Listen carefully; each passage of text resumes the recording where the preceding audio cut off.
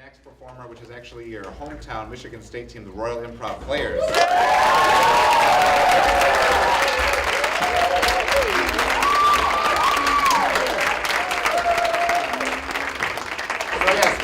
We are the Roial Improv Players. If you have any interest in doing improv at all, in the future, or if you want to check out the rest of the semester, start up beginning of next semester in the fall, just hit us up after the show. We'll be around if you want to talk to us about that. So we're going to start off our set with some long-form improv. We're going to start off with a monologue and then jump into some kind of a montage of scenes. So can I just get a suggestion of anything at all? One word. Stripes. I like stripes. We're going to take stripes. All right. We're going to count us in from 3 to start us off. So we're going to go 3, 2, 1. So when I was a little girl, I had this really pretty dress. It had black and white stripes on it, starting from the bottom, going up horizontal. And my family didn't really go to church or anything, but I just had this really nice dress that was supposed to be for Sunday church. So sometimes I would wear it just on the weekends. I would wear it around the house and I'd walk around and be like, "Look, Mom, I'm so pretty." And she'd be like, "Yeah, Jess, yes you are." And I would just always put on the dress when I wanted to have a good time. And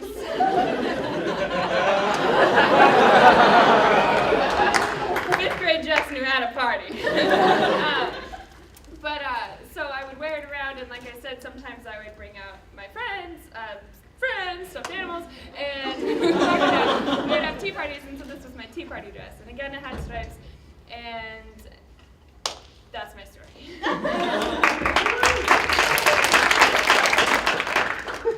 Honey? I want to have a good time tonight. I'm wearing my good time dress. Oh, you're wearing your good time dress, huh? Yeah. Well, guess what? I work all day. I come home, and I want to put on my good time suit. But guess what? I forgot to clean. Oh no, you love that suit. I had it since my first communion and then confirmation. Right, you used to have those tea parties with us. We've known each other a long time. Can you set me up? Stiffen your back. Well, honey, have you been? I don't want to make any comments. Don't even.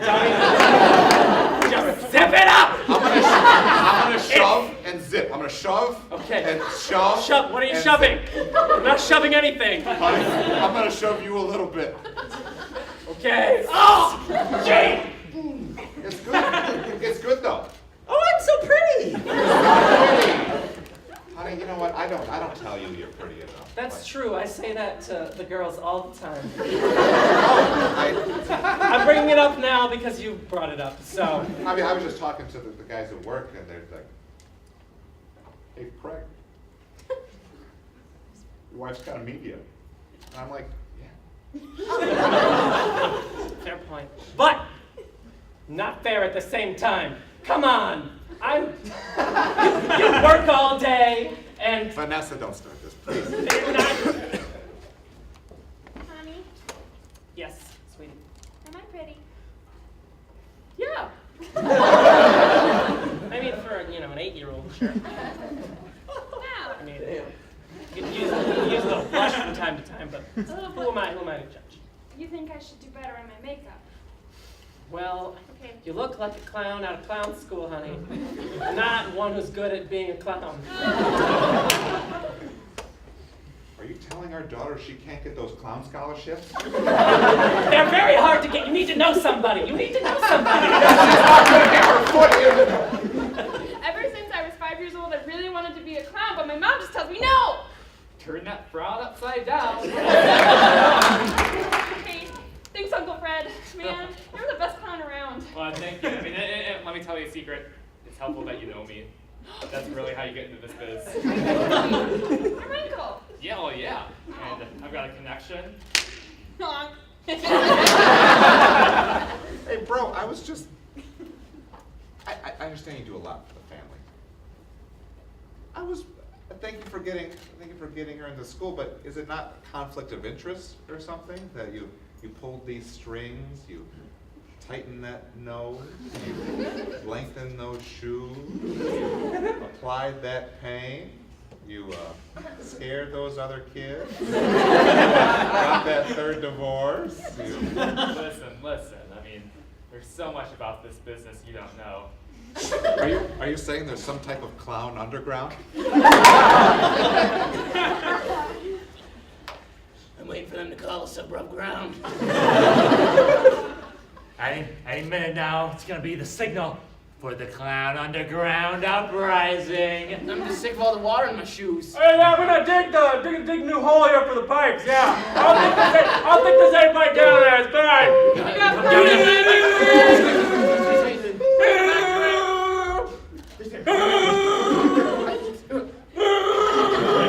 Count of three, we'll seize them. Alright, I'm gonna go down the hole. 3.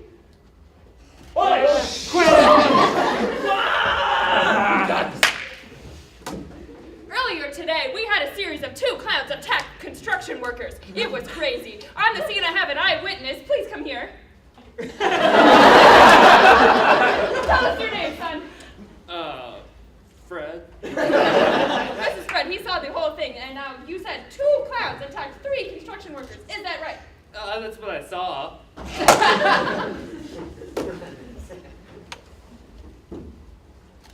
I'm not going to say it, but I want you to know I think it. You put him up to it. I'm thinking my response, but I don't want to say it. Because I think you already know. When we were growing up, I understand things were a little bit different. You know, Mom and Dad always weren't the most friendly. And maybe that comes out some in my parenting right now, but to think that you would task other people, put a hit on regular construction workers, do you know what my profession is? Yes. That could have been me out there, all right? You were targeting me. Yeah, you know what? Yeah, I was. You were, oh, I understand. Get me out of the picture because you were always in love with my wife. Oh my goodness!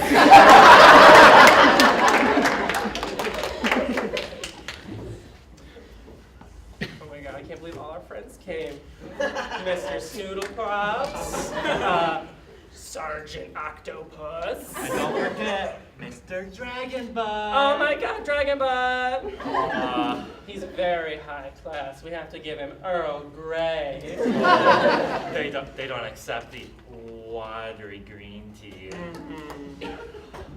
Mom says, don't take the green, don't take the Earl Grey, but, you know, Mr. Dragonbutt needs it. He needs to get his fix or else he has a headache. But Mom also says you should play with the other kids, but they're weird. What she are, know? right? She even tells me that you're imaginary. What? Don't listen to her. She's just trying to make you not have fun. She's Yeah, bad. she is bad. She's bad. Yeah. What is it, Mother? Lucy, I brought more tea for your party. Well, you can It's poison. put it right here. But first, why don't you have a sip, Mother? I'm sure you made it. You'd love to. It's not suspicious at all. Okay. You feeling all right, sweetheart? Mm-hmm. Look how she's playing. I'm watching. You want me to take a sip? Just take a sip. Okay. She's clearly built up an immunity to the toxin. Wow, your room's real cool. Yeah. I have parties here sometimes. Oh, you got a Miss Dragonbutt too. Oh, you do? You know the clan Dragonbutt? Yeah, I got a Sergeant Octopus and Wait. Dragonbutt. I have a Sergeant Octopus. No way. I thought everybody else was just weird, and I was the cool one. Oh my God. Do you have a friend who's invisible named Larry who tells you what's poison in your drinks? He's got those little. Mutton chops. Now, I'm so glad that our children have started playing together. It's quite all right, isn't it? Your Susie is. I'm Susie. Why don't you tell me about her? Well, she's a little off, you know. You're kidding. No. That's what I say about Jerry. Oh, Yeah, he does this weird thing where he has a tea party in his room. With the octopus. Yeah. I know your mom says that I'm imaginary, but don't. All the other kids, they're just weird. You don't need anyone. My mom loves me. She would never leave me. She doesn't love me? No. So yeah, you've been talking to him recently? He seems like he's going through a lot of personal issues. He does. I think he's just having troubles with his mom and affections in that area. It almost seemed like our imaginary friend has an imaginary friend. Does that mean his imaginary friend is actually tangible? Maybe, are we? Wait. I.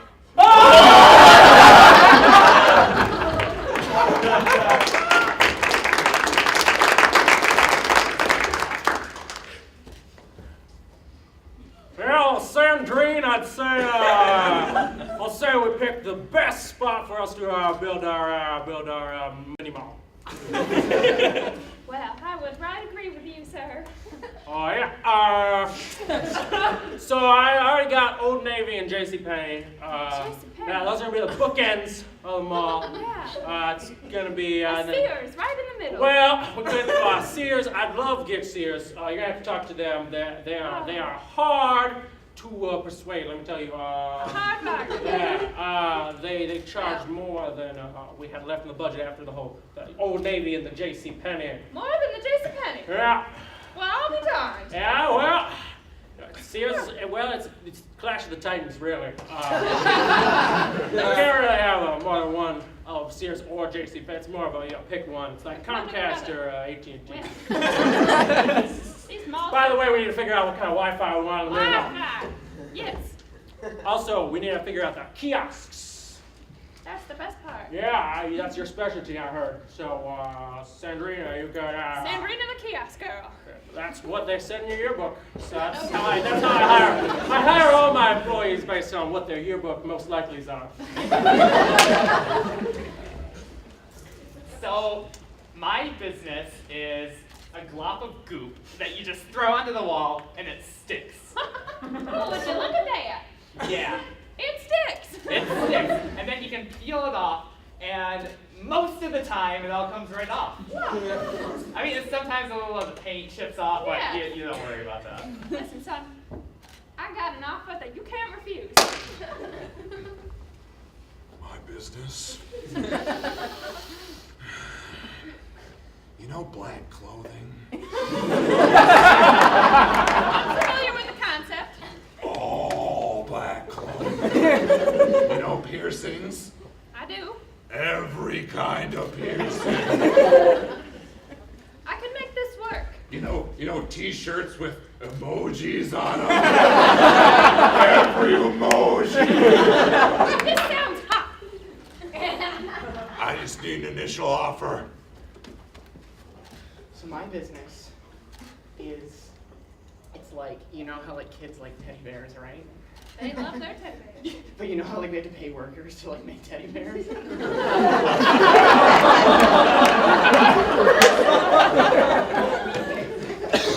So you got me flubber, build back puss, Yeah. and hot topic. Those are my 3 clients currently. All right, that perfect.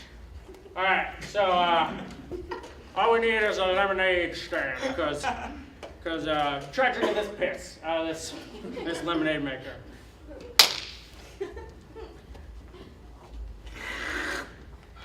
So you came to the shareholders meeting?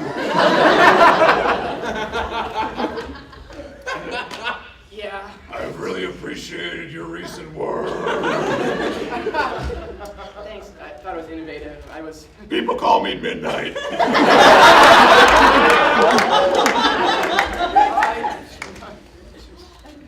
I'm glad I asked. I was just wondering if I could get to know a little bit more about the people I'm going to be next to. Yeah. I was voted most innovative in high school. Same. You went to Jefferson High, right? Yeah. South High. Jefferson South.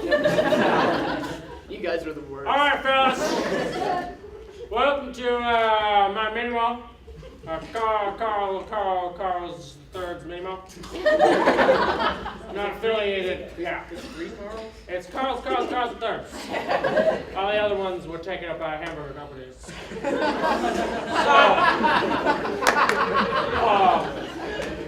We're have you guys. You're actually gonna be right next to each other. In the middle of the mall. Be to your left will be lemonade, then Built Octopus, then hot dog. And then the restrooms will be on the other side of that.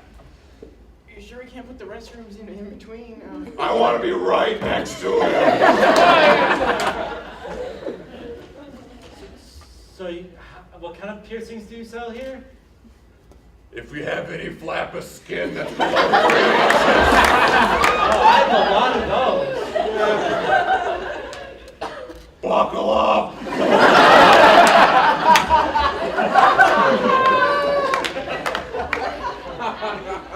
My mommy said that I could be pretty if I got more piercings in my ears. As long as you filled out the proper permission slip, I can do anything.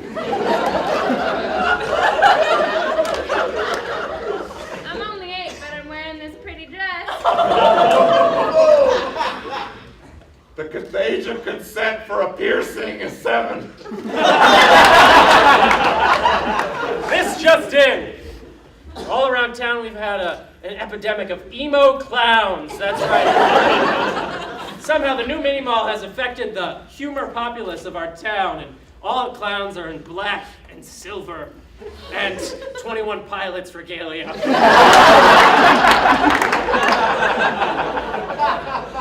Yeah. Clown school has changed a little bit. Have you ever heard of Nirvana? Tell me more.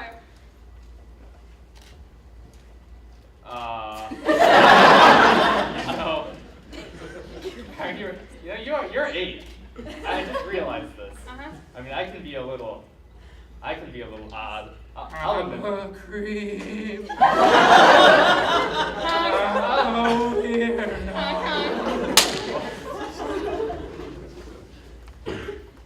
You know, after you tried to kill me, things really changed. I lost my soul, betrayed by my only brother, left by my only wife. My daughter doesn't even recognize me anymore. I just pierced her ear.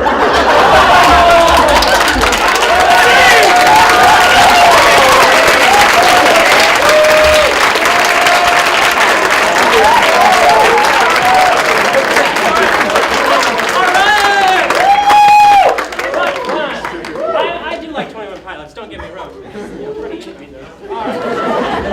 Now, our next game is going to be Dime Store Novel. So, our famed, renowned, or maybe unknown author, Matt, is going to be writing a story that he will have these lovely improvisers act out. Now, to get him started, I just need, I don't know, like, what's a weird title for a story? Spaghetti Alamo. Sorry. Spaghetti Alamo. What? Spaghetti Alamo. All right. I look forward to remembering this. All right, Spaghetti Alamo. Let's count them in. 3, 2, 1. Let's see. The next great American novel, or perhaps just something you can make quizzes about on BuzzFeed. Either way, I gotta start somewhere.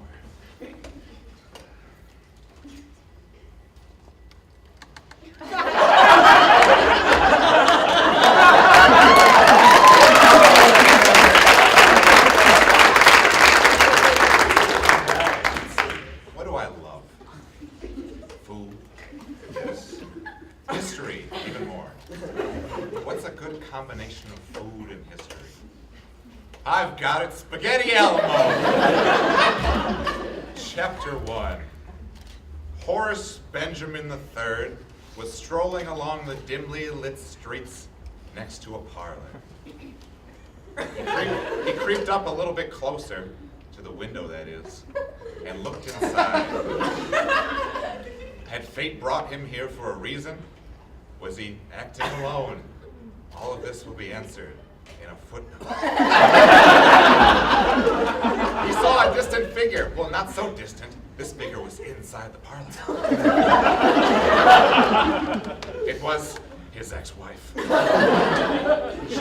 She had made millions with her spaghetti-branded apparel and a mean recipe for actual spaghetti. Yeah, I know you miss those noodles. That's why you're here. Yeah, that's why I'm here. Yeah, I knew you'd miss those noodles. I knew you'd miss the great apparel, too. Well, You're beautiful. fate brought you here to reminisce and not get it. I just want to taste, come on. Stay outside that window, boy. You lost your noodles and your meatballs a long time ago. Chapter 2. I guess I'll go with the normal numbering scheme. Horace's wife, we'll give her a name now. Christine. Why not? I can change it later.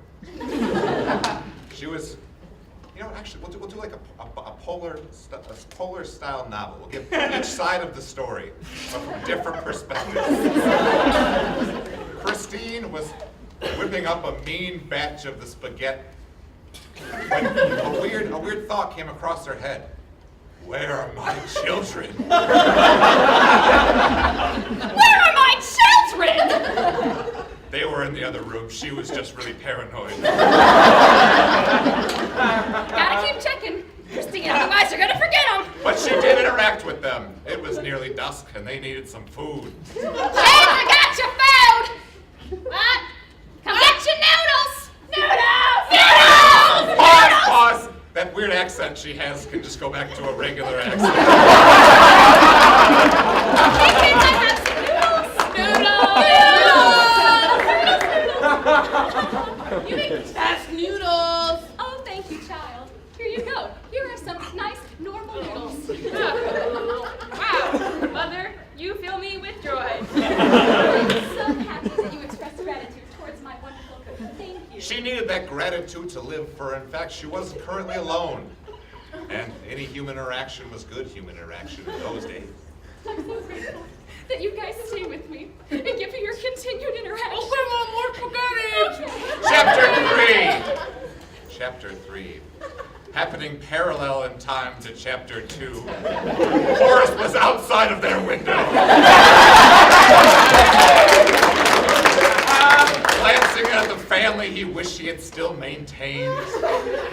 He watched as they clerped and slurped and twisted their fork up only to let it untwirl in their mouth, because who has to be formal these days? It's only at home. He cried a little bit inside, but it came a little bit outside, I guess. He saw Christine leave them and go into another room. This was his chance. He had to regain his connection with his lost children.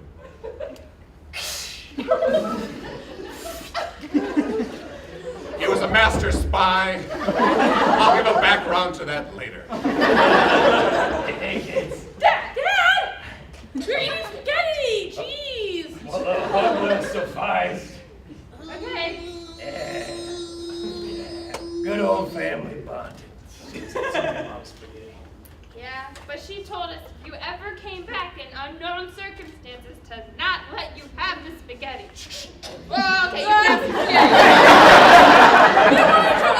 Dad, you're our dad. Horace missed that spaghetti, for in fact it used to be a euphemism between him and his wife. Eating that sweet spaghetti was something they did only on birthdays. Why is he taking his pants off? Backspace, backspace, backspace. We don't want any smut novel here. Why is he rubbing it on his chest? Like a big vapor rod. Oh, God. Look at his ear. He's bathing in it. In this instant, Horace broke into monologue. His children couldn't hear this, but it was in his head. This is the best damn spaghetti I've ever had in my life. I can't believe how much I missed Christine. It was only yesterday that I could remember her sweet, sweet touch. It was yesterday that he, in fact, bumped into her at a gas station. She did not know it was him, but he was a master spy. I was wearing the finest disguise I could make, using only penne noodles and a little bit of ziti. My hunger is very, in fact, affecting this now. I brushed past her and I whispered, "Spaghetti." She turned around wildly, trying to figure out what was going on. And in this instant, the kids returned to the scene. She just really couldn't figure out why there was noodles near her.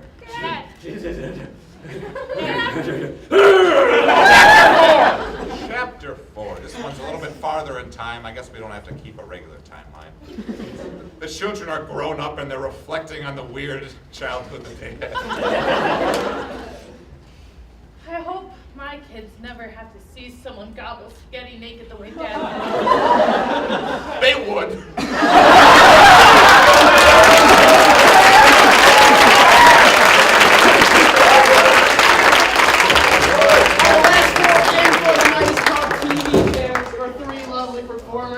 We're going to give them each a TV station that they're going to be on, and they're going to show you what the kind of programming that is. So for Corey, can I get a name of a profession that you'd want but you're not studying to have? Spoonmaker. Spoonmaker Network. For Carter, can I get something strange that happened to you recently? Human interaction.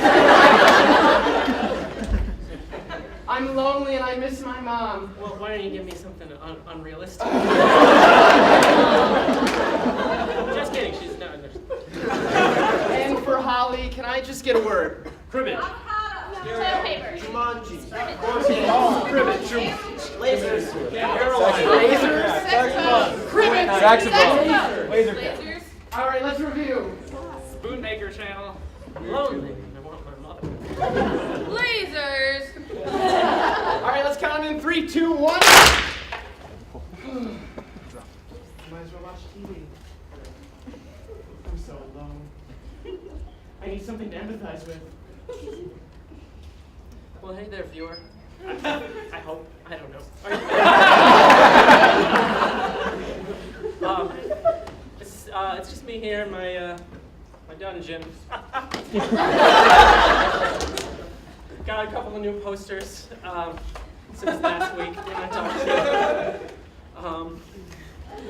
Okay, sorry I'm babbling. Keep watching, please. We got like 2 viewers. All right, that's up.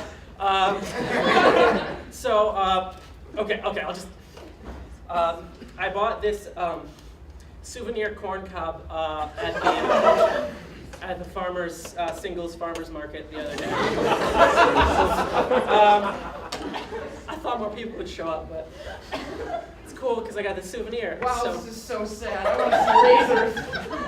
Welcome back to Dodging with Lasers, where we dodge lasers while we hold other lasers. Are you ready to go? No, Well, on your mark, get set, go!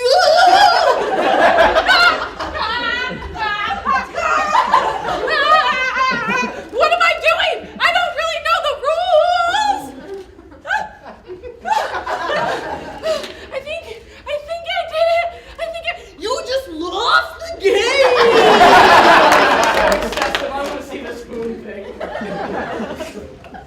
Honey, I have some bad news. Yeah, what is it?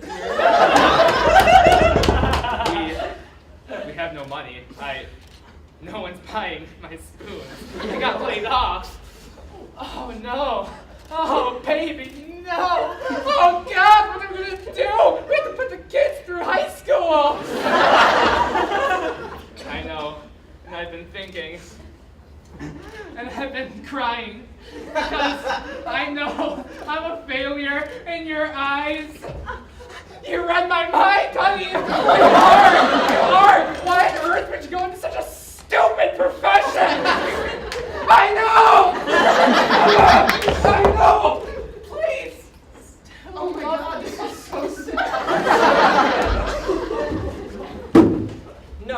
no, Karen. I wouldn't want to ruin a perfectly good friendship either.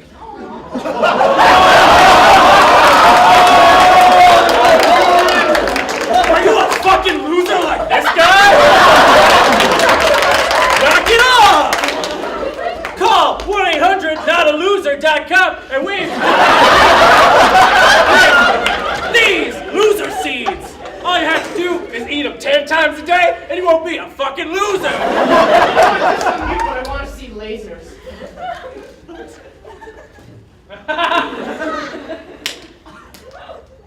And there you have it! We have all of these lasers for the little price of $19,999. Yes, that's true. You can get all of these lasers. Now make sure that you taser and laser all of your friends, and then your friends will be dead. Wait a minute, I'm gonna hear this ad. You could be making out with 20 times hotter chicks than that! Not masturbating like this fucker!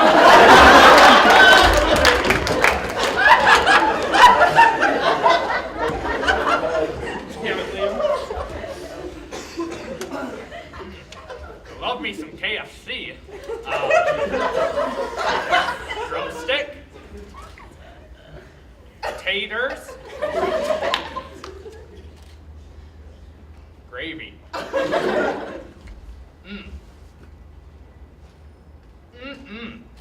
Potatoes are good, but now I gotta pull apart the chicken, the fork. What if there was a device that combined the fork and the spoon? I call it a fapoon. That's it.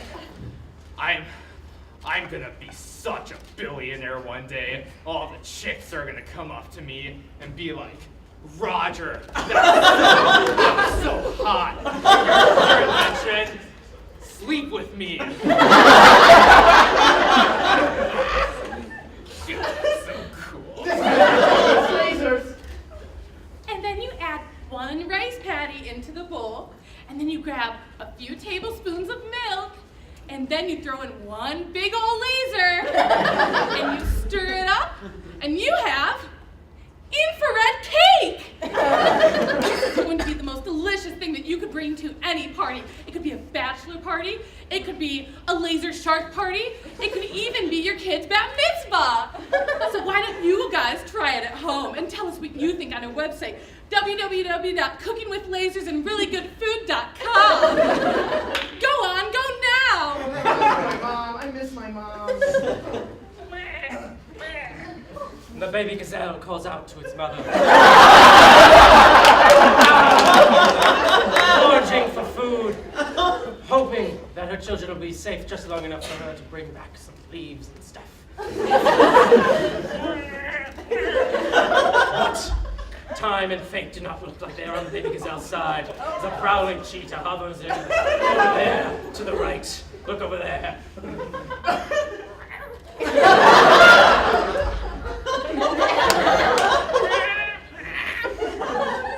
Its calls of distress also serve as a beacon for those who would have it harmed, much like Cheryl. But it's okay, little gazelle. Your mother will be there soon. She'll be there. Here comes the gazelle's mother, armed to the teeth. She made a defense contract with the Russians. This cheetah doesn't know what's about to hit him.